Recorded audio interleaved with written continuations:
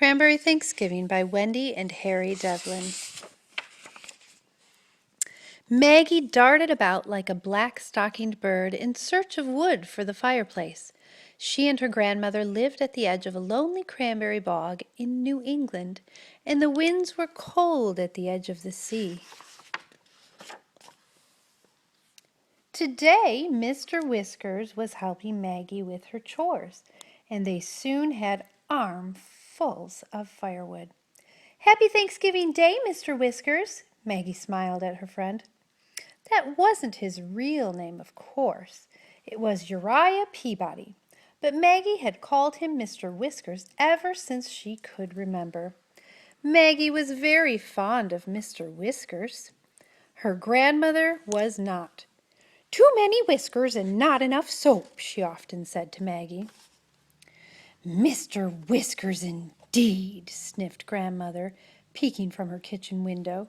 She pulled the curtains tight again. Whenever Grandmother baked her cranberry bread, she pulled her curtains tight. The reason for this was that her cranberry bread was the most famous for miles around. It was so famous that bakers all over the countryside had offered great sums of money for the recipe. Although Grandmother scoffed at the whole idea, still she felt it was something wonderful to leave to Maggie. She carefully hid the recipe behind a brick in the fireplace. "Oh, a lot of people would like to get that recipe," she fumed to herself, "especially Maggie's clam-digging friend, Mr. Whiskers. Strange how he always showed up when she took down the great yellow bowl and all the good things that went into it." "Scat! Shoo!" she would say at the window every time he came too close to the house. But forget all that today. It was Thanksgiving, her favorite time of the year. The cranberries had been picked, boxed, and sent to the market. The dried corn had been soaked and the corn pudding made. The turkey was roasting in the old iron oven. Turnips, tiny green peas, and a pumpkin pie were ready. The cranberry bread was cooling on the wooden board. The real work was done, and the feast was almost ready. Every year Grandmother invited a guest for dinner, and allowed Maggie to do the same. "Ask someone poor or lonely," she always said. It never mattered to Maggie or her grandmother that the red carpet was worn and mended, or that the silver spoons didn't match. Friendship and sharing were important, but everyone knew that. Red-cheeked, Maggie raced into the house. While she changed, Grandmother excitedly told her whom she had invited. Mr. Horace was his name, and he was staying at the town hotel. "He actually bows, and he has a gold cane and smells of lavender," said Grandmother happily. "And he's all alone." Maggie looked a little uncertain. "My guest doesn't smell of lavender," she began, "and he hasn't had a Thanksgiving dinner in 20 years. I invited Mr. Whiskers." "Mr. Whiskers!" Grandmother didn't appear to believe she had heard right. "You mean here, in the house?" But now there was a sound at the door and a loud clanging of the knocker. "Quick, Grandmother, take off your apron."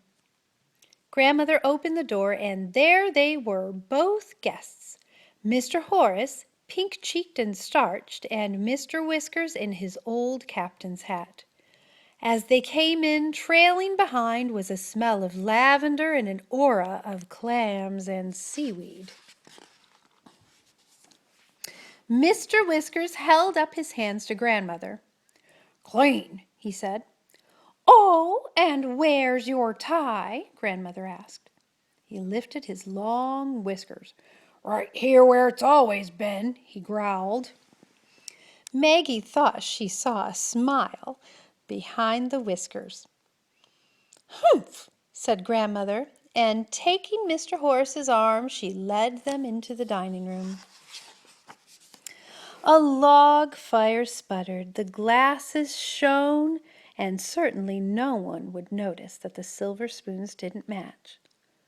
"Let's sing We Gather Together," said Maggie, trying to warm things up. They all joined in the old hymn and midway began to sing out with cheer and gusto.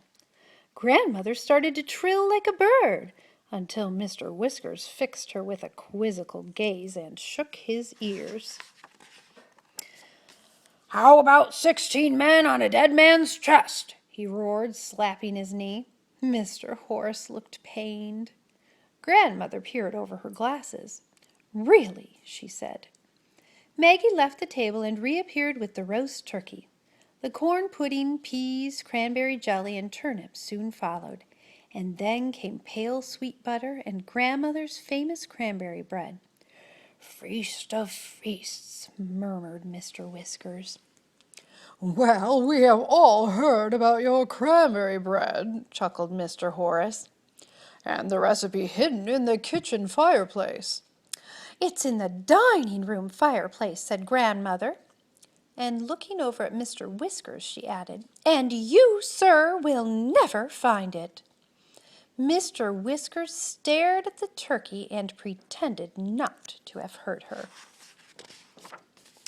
Maggie began to get nervous, but she made sure everyone was served some of each dish, and they began to eat.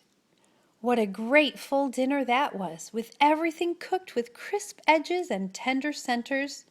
"How delicious," said Maggie. "How exquisite," said Mr. Horace. "How about some more?" said Mr. Whiskers. At last they finished dinner, and Maggie and Grandmother cleared the table and went into the kitchen. "Watch that Whiskers fellow," Grandmother whispered to Maggie. Maggie opened the kitchen door just a small bit and peeked into the dining room. Her eyes widened. "Grandmother, he's found it!" Crash! Clumpity! There was a sound of wild scuffing, loud shouts, and falling chairs. Two figures pushed to the front door. For a moment they wrestled at the doorway and then seemed to burst into the purple dusk. One chased the other into the cranberry bog. "The nerve of him stealing our recipe," said Grandmother with fire in her eye. Maggie knew whom she meant. "It wasn't Mr. Whiskers," she said. "It was Mr. Horace." "Mr. Horace?" Grandmother looked shocked. "But why?" "Because he owns a bakery in the city." "And Mr. Whiskers knew this?" Grandmother asked. "Yes," said Maggie. "Mr. Whiskers kindly came today to watch Mr. Horace and to have dinner." Mr. Whiskers came puffing up to the door, holding Mr. Horace by the collar. Proudly he held the recipe high in the other hand. "Don't trust a man because he smells of lavender and has a gold cane," he growled. Grandmother stood up very straight and looked hard at Mr. Horace. "You, sir, are a disgrace," she said. "He's worse than that," said Mr. Whiskers. "He's a recipe robber," said Maggie. All the starch seemed to leave Mr. Horace. "No pumpkin pie for you, sir," said Grandmother, handing him his cane. Mr. Horace began to sniffle. They left Mr. Horace on the doorstep. Grandmother closed the door firmly, and this time she took Mr. Whiskers' arm into the dining room. Maggie thought she could see Mr. Whiskers smile. They sat by the warm embers of the fire and ate pumpkin pie with whipped cream. "How delicious!" said Maggie. "How delightful!" said Grandmother. "How about another piece?" said Mr. Whiskers. The wind blew and rattled the shutters, and outside the door came a loud wail from Mr. Horace. "Goodness! Is he still there?" said Maggie. "Shall we let him in? It is Thanksgiving," said Grandmother. "It's especially Thanksgiving on a cranberry farm," Maggie replied encouragingly. They looked at Mr. Whiskers. It took great effort on Mr. Whiskers' part, but with true character he stood up and said, "Maggie, Open the door, and we shall give him the last piece." "How about 16 men on a dead man's chest?" Grandmother asked him, while Maggie went to the door. And even his whiskers couldn't hide that smile. The end.